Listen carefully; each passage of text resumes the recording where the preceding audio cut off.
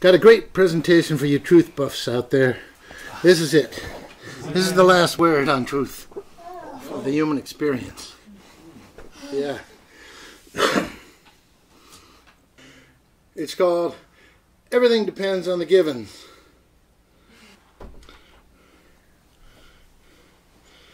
In that great struggle between ego and spirit,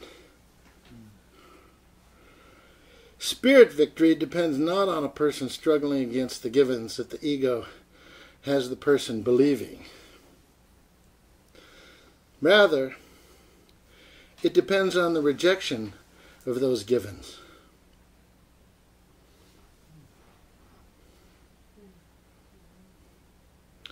And likewise, ego victory does not depend on whether a person struggles valiantly against the givens that the ego provides, but rather on the fact that the person accepts those givens, whether they struggle valiantly against them or not.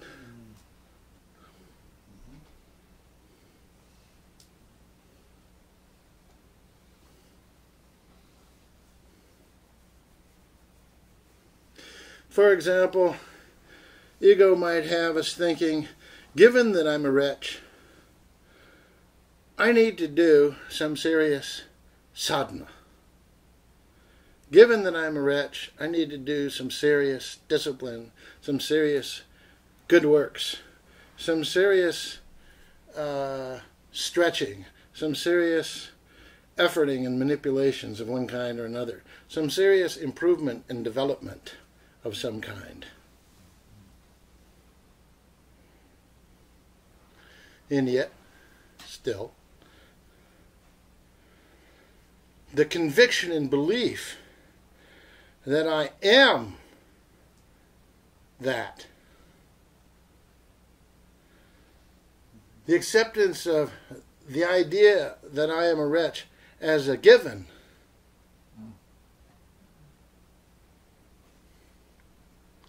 certainly will limit the success of all the ensuing efforts built upon that,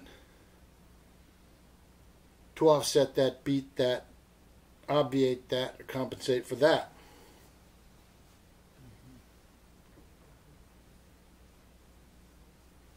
Or what about this? Given that I'm separate,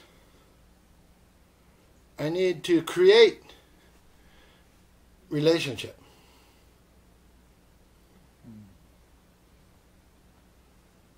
Now, surely, as long as a person accepts as a given the idea that they're separate, relationship as such will not be experienced by them as such. Will not be enjoyed by them as such. Will not be known by them to be the case already.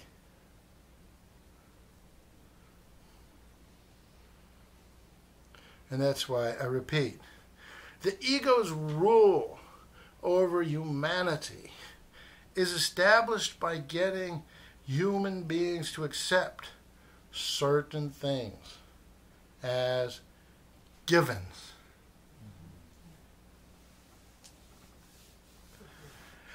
And the ego's rule is maintained over human beings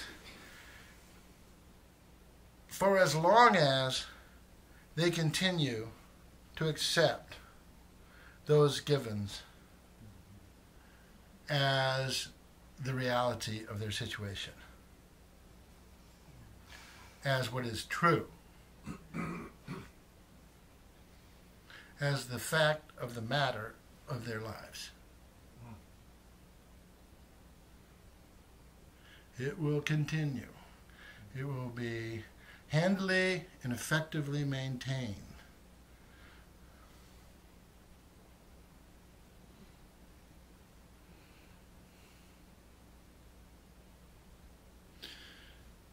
as long as a wife can convince her husband and keep him convinced that he is a wretched no good who owes her everything, for exactly that long he is under her thumb.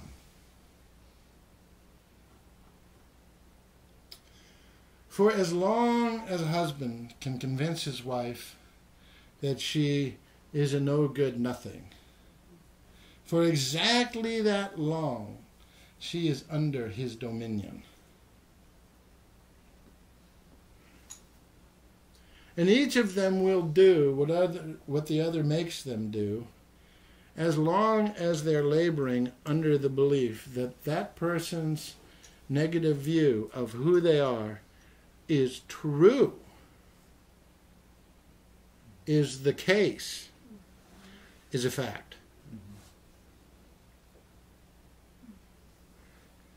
Is the fact of the matter of their existence.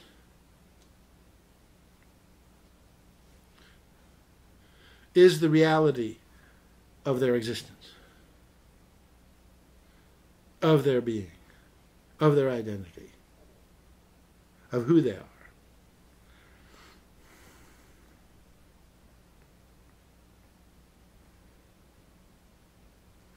So when people think about felicitous or effective or successful or enjoyable or reliable relationship, they might say something like, well, I need to do this first and I need to do that first. I need to do this and that to create or allow for the possibility of relationship. And then I would ask, why? Why do you need to do that to create the success or reality of relationship?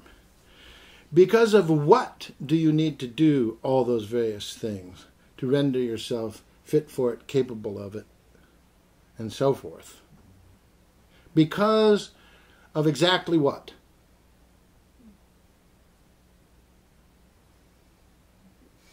How would you explain that? How would you explain why this is necessary? Or that is necessary? How would you explain that?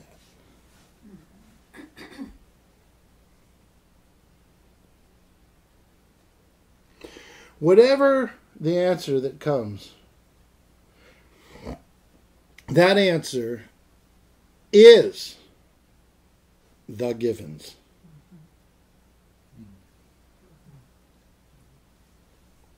That is the why behind the try.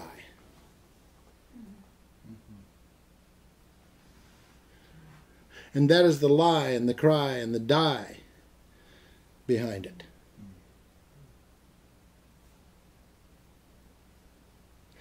And that seals the prison door. And that chains the dog to the tree. And that prevents success.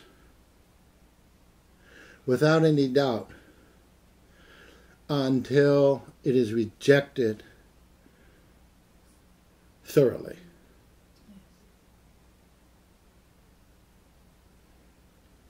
Now, there is no way around this truth. There simply is this truth. And so, a person can boldly do whatever they wish to so boldly do. Or a person can do nothing whatsoever in response to these givens. But either way, they've lost the war.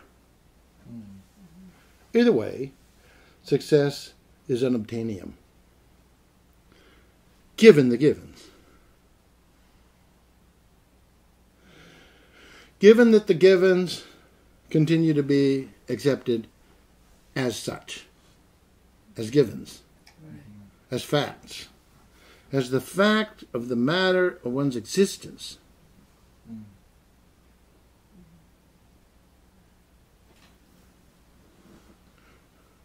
This is why success in sadhana is hard and rarely, if ever, won.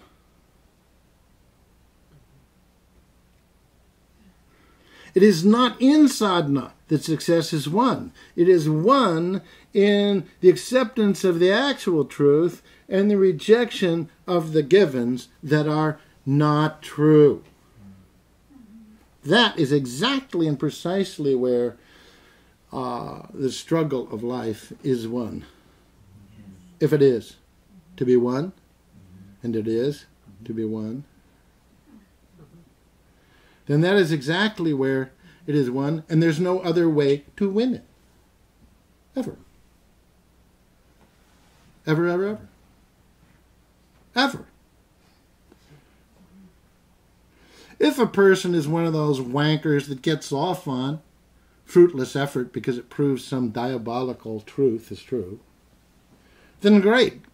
Then going for it is an excellent thing to be doing. But it has only the merit of proving the ego right about the givens, and thereby further entrenching a person in immunity from goodness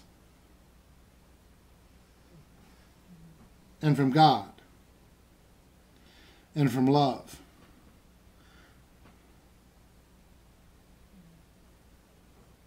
And from capital L, life. That is the only actual value in trying hard or in giving up.